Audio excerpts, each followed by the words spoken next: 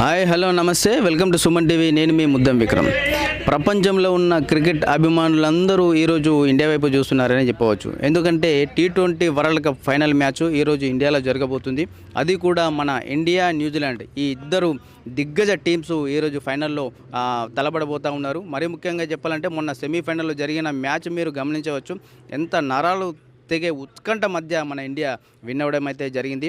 ఈసారి ఫైనల్ మ్యాచ్లో కూడా మన టైప్ ఆఫ్ గేమ్ ఆడి ఖచ్చితంగా ఇండియా పెద్ద ఎత్తున విన్ కావాలని చెప్పేసి ఇక్కడ క్రికెట్ అభిమానులు కోరుతూ ఉన్నారు. ఇక్కడ చాలామంది ఇక్కడ క్రికెట్ అభిమానులు ఉన్నారు.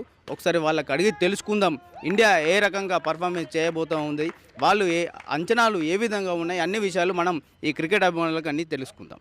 సార్ చెప్పండి, ఇప్పుడు ఇండియా గెలవాలంటే స్కోర్ ఎంత చేస్తే మన ఇండియా గెలుస్తుంది? నాకు తెలిసినంత వరకు నరేంద్ర మోదీ స్టేడియం ఎప్పుడు కూడా ఎక్కువ హై స్కోరింగ్ పిచ్ అయితే కాదు. ఇప్పటి వరకు 170 లాస్ట్ 170 అట్లా ఉన్నది. మేబీ 178 180 వరకు మనం ఎక్స్పెక్ట్ చేయొచ్చు. అసలు T20లో 170 180 అనేది చాలా తక్కువ స్కోర్ అన్నట్టే ఈ మధ్య మనం గమనించవచ్చు. ఎందుకంటే సెమీఫైనల్స్ కానీ అంతకుముందు మ్యాచ్లు కానీ మీరు సెమీఫైనల్స్ చూస్తే చాలా 170 180 దాదాపు 10 ఓవర్స్లోనే 12 ఓవర్స్లోనే కొట్టేసిండ్రు. సో ఈసారి మనం గెలవాలంటే ఇంకా భారీ స్కోర్ ఎంత చేసే అవకాశాలు ఉంటాయని మీరు అనుకుంటున్నారు? అది టోటల్ పిచ్ మీద డిపెండ్ ఉంటుందండి. ఎందుకంటే ఇప్పుడు నరేంద్ర మోదీ పిచ్ మొత్తం స్పిన్ డిపెండెంట్. ఇంతకుముందు కూడా 170 అయినా కూడా దాన్ని డిఫెండ్ చేసిన మ్యాచెస్ కూడా జరిగినాయి మన ఈ సిరీస్లలో. సో ప్రతి మ్యాచ్ 200 దాకా చేసి చేయగలుగుతారని నేను అనుకోవట్లేదు. Main it depends on the bowlers అండి. బౌలర్స్ ఏ విధంగా అయితే కట్టుదిట్టంగా వేస్తే మాత్రం డెఫినెట్లీ మన విజయం ఉంటుంది. ఒకవేళ ఫస్ట్ బ్యాటింగ్ మనది ఉండి వాళ్ళకు సెకండ్ ఇన్నింగ్స్లో మనం డిఫెండ్ చేయొచ్చు. అంటే టాస్ అనేది కీలక రోల్ ప్లే చేస్తున్నదని మీరు అనుకుంటున్నారా? అనుకుంటున్నానండి. అంటే ప్రతిసారి మన మనోజ్ గారు అన్నట్టు ఎప్పుడు కూడా అంటే లాస్ట్ టైం అట్లా జరిగింది. బట్ సమ్ టైమ్స్ ఒకసారి డ్యూ ఫ్యాక్టర్ అనేది ఉంటుంది చూడండి. ఆ స్పిన్నర్లో కొద్దిగా సెకండ్ బౌలింగ్ చేసే వాళ్ళకి కొద్దిగా ఇబ్బంది అవుతుంది. అంటే అది డ్యూ కానీ పచ్చదనం కానీ అట్లా ఉండొచ్చు. గుజరాత్ కొద్దిగా అది సముద్ర తీరాన ఉంటుంది కాబట్టి అది ఎఫెక్ట్ పడుతుంది. ఇప్పుడు ఇంతకుముందు అహ్మదాబాద్లో జరిగిన మ్యాచ్లో ఇంతకుముందు మనం ఓడిపోవడం అయితే జరిగింది. ఈసారి ఎలా ఉండబోతుంది? అసలు కలిసికట్టుగా బౌలర్లు బ్యాటర్లు కలిసి ఈ పర్ఫార్మెన్స్ చేస్తామని చెప్పేసి మనం ఖచ్చితంగా ఆశిస్తూ ఉన్నాం. కాకపోతే ఎవరు ఎక్కువ కీ రోల్ ప్లే చేస్తూ ఉన్నారు, బ్యాటర్లా బౌలర్లా?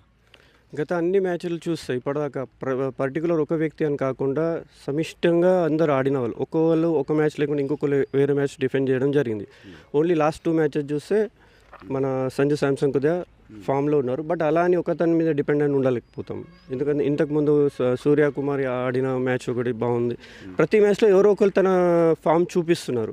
అలాగే ఈ ఫైనల్ మ్యాచ్ కాబట్టి లాస్ట్ సెమీఫైనల్లో ఏ విధంగా అయితే కట్టుదిట్టంగా అందరు కలిసి మ్యాచ్ని గెలిపించి ఫీల్డింగ్ కానీ బౌలింగ్ కానీ బ్యాటింగ్ కానీ చేశారు, అదేవిధంగా ఇక్కడ కూడా అదే ప్రయత్నం చేస్తే మాత్రం డెఫినెట్లీ మన విజయం భారత్ ఉంటుంది. ఇప్పుడు మనం సెమీఫైనల్ మ్యాచ్ని గమనిస్తే సంజు శాంసన్ క్యాచ్ని అక్కడ వదిలేసిండు. దానివలన అంత భారీ స్కోరు నమోదైంది, గెలవడం అయితే జరిగిందని అంటారు. అలాంటి మిస్టేక్స్లు జరగకుండా ఉండడానికి ఈసారి మన టీమిండియా ఎలాంటి పర్ఫార్మెన్స్ చేయబోతుందని మీరు అనుకుంటున్నారు? ఒకటి ఏంటంటే ఒక క్యాచ్ని దృష్టిలో పెట్టుకొని మనం టోటల్ మ్యాచ్ని మనం డిసైడ్ చేయలేము. దాని తర్వాత హార్డ్ క్యాచెస్ కూడా పట్టుకొని మ్యాచ్ విన్ చేసిన మ్యాచెస్ నేను మన అక్షర్ గారు 2 క్యాచ్లు అతి కష్టమైన క్యాచెస్ అవి ఎక్స్పెక్ట్ కూడా చేయలేము దాన్ని.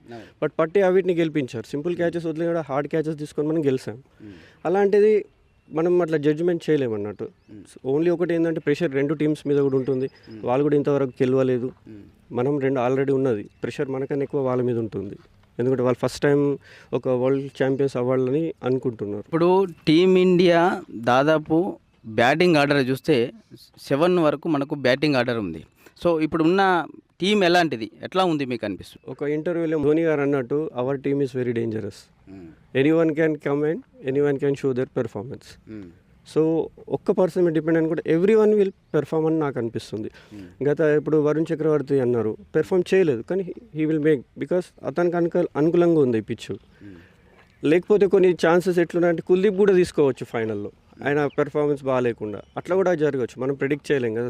టీమ్ సెలెక్ట్ అయిన తర్వాతనే మనం ఏదైనా గెస్ చేయగలుగుతాం. స్పిన్నర్ విషయంలో కూడా అక్షర్ కూడా కొద్దిగా బాగానే తను మధ్యలో వికెట్ తీయడం కూడా జరుగుతుంది as a spinner.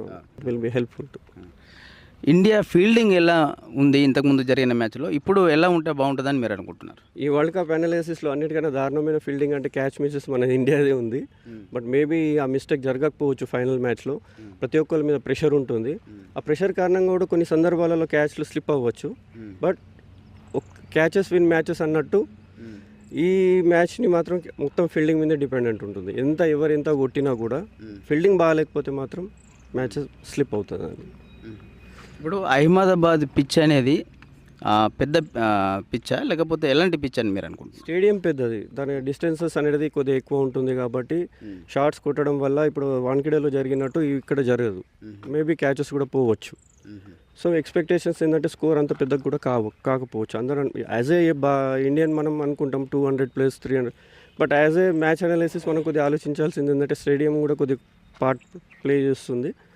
180 maybe first batting చేసేవాళ్ళు, అది కూడా టఫ్ స్కోర్ కావచ్చు 180 190 వరకు. ఇప్పుడు ఇన్ని మ్యాచ్లు మనం చూస్తూ ఉన్నాం. మన ఇండియన్ కోచ్ గౌతమ్ గంభీర్ ఎలా ఈ టీంని ట్రైన్ చేశారని మీరు అనుకుంటున్నారు? గౌతమ్ గంభీర్ మనం తన గురించి ఎన్నో నెగిటివ్ వింటున్నాం, పాజిటివ్ వింటున్నాం. బట్ ఫైనల్లీ ఎంత కోచింగ్ ఎంత ఇచ్చినా కూడా పెర్ఫామ్ చేసేది గ్రౌండ్లో ప్లేయర్స్ మాత్రమే. ఆ కోచింగ్ అనేది కాకుండా ప్రెజెన్స్ ఆఫ్ మైండ్తోనే వీళ్ళు ప్లేయర్స్ ఆడబడుతుంది. సో దాని మీద డిపెండ్ ఉంటుందండి. కోచింగ్ అనేది ఒక స్టేడియం అంటే గ్రౌండ్ బయట ఉంటుంది ఏదన్నా కానీ. ఎప్పుడైతే గేమ్ స్టార్ట్ అయిన తర్వాత మొత్తం టోటల్ డిపెండ్ వాళ్ళ పెర్ఫార్మెన్స్, వాళ్ళ ఒక స్ట్రెంత్ మీదే డిపెండ్ ఉంటుంది. బౌలర్ బ్యాట్స్మెన్ బౌలర్ ఏ విధంగా వేయాలి అని వాళ్ళ అనాలిసిస్ చేయాల్సి వస్తుంది. అప్పుడు కోచ్ది అంత పెద్ద పాత్ర ఉండకపోవచ్చు. ఇది మన హోమ్ల్యాండ్లో జరుగుతున్న మ్యాచ్. ప్రెజర్ ఎలా ఉండబోతుంది? ఆ ప్రెజర్ని మన ఇండియన్ ప్లేయర్స్ తట్టుకుంటారా? తట్టుకొని విన్ అవుతారా? ఫస్ట్ థింగ్ ఏంటంటే హోమ్ గ్రౌండ్ కాబట్టి మ్యాక్సిమం 80% స్టేడియంలో ఉండేది మన ఇండియన్స్. అది ఒక స్ట్రెంగ్త్ మనకు. కానీ అది ఒక ప్రెషర్ కూడా.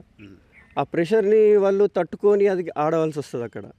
సో మనం దాన్ని ఎంకరేజ్మెంట్ అనే దానికన్నా కూడా ఒక ఛాలెంజ్గా తీసుకుని ఆడాల్సి వస్తుంది వీళ్ళకి ఇప్పుడు. ఎందుకంటే ఎంత సపోర్టివ్ ఉన్నా కూడా ప్రెషర్ మాత్రం వాళ్ళకు బాగా ఇబ్బంది పెడుతుంది అన్నట్టు. ఇప్పుడు గతంలో మనం T20 వరల్డ్ కప్ మనకు 2 times రావడం అయితే జరిగింది. ఈసారి దాన్ని విన్ అయ్యి హ్యాట్రిక్ నమోదు చేయబోతున్నాం అంటున్నారా? అదొక యాడ్ వస్తుంది కదా, history and something. Maybe this makes one history also again. వీళ్ళతో మనం ఫస్ట్ టీం కావచ్చు 3 సార్లు గెలవడానికి. అది కూడా ఛాన్స్. ప్రతి ఒక్క టీం వెస్టిండీస్ కావచ్చు, ఆస్ట్రేలియా కావచ్చు, ఇంగ్లాండ్ కావచ్చు, పాకిస్తాన్ కావచ్చు, అందరు ఇండియా కావచ్చు 2 సార్లు గెలిచాయి. ఇది ఇప్పుడు హిస్టరీ క్రియేట్ చేయాలి 3వ సారి గెలిచి, అట్లా అనుకుంటున్నాం. ఏదేమైనా ఇండియా 3వసారి గెలిచి ఖచ్చితంగా హిస్టరీ క్రియేట్ చేస్తుందని చెప్పేసి క్రికెట్ అభిమానులు కోరుతూ ఉన్నారు. మరీ ముఖ్యంగా ఇండియన్ క్రికెట్ అభిమానులు అయితే సాయంత్రం 5:30 ఎప్పుడవుతుందా, మనం ఎప్పుడు మ్యాచ్ చూద్దామనే ఆతృతతో ఉన్నారని మనం ఈ సందర్భంగా చెప్పవచ్చు. మరి ముఖ్యంగా క్రికెట్ అభిమానులందరూ ఇండియా ఖచ్చితంగా గెలవాలని, గెలిచి ఖచ్చితంగా హిస్టరీ క్రియేట్ చేస్తుందని ఈ సందర్భంగా అందరూ క్రికెట్ అభిమానులందరూ కోరుతూ ఉన్నారు. All the best India! India! India! India! India! Bharat माता के జై!